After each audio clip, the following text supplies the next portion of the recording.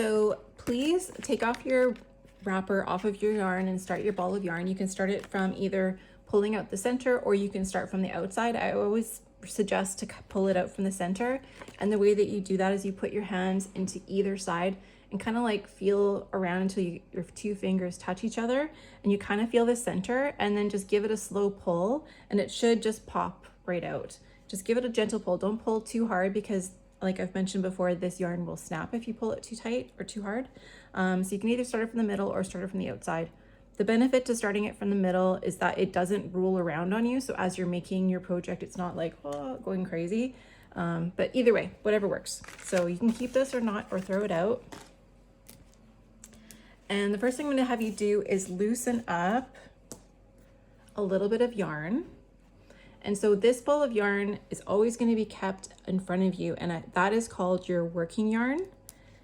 And we're going to just loosen up some of this yarn until we have our tail. Our tail is here. So here's our tail.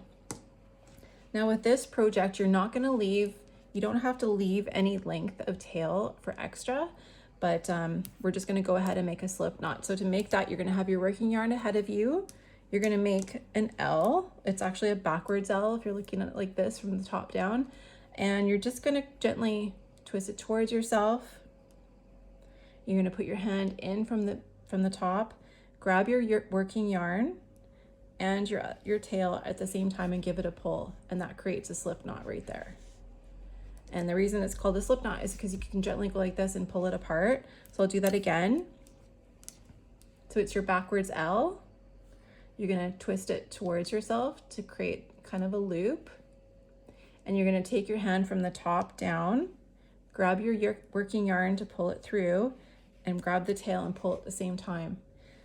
So that's all we're going to need. So we're going to go ahead and start. So the size that I recommend for this is like 3 fingers width.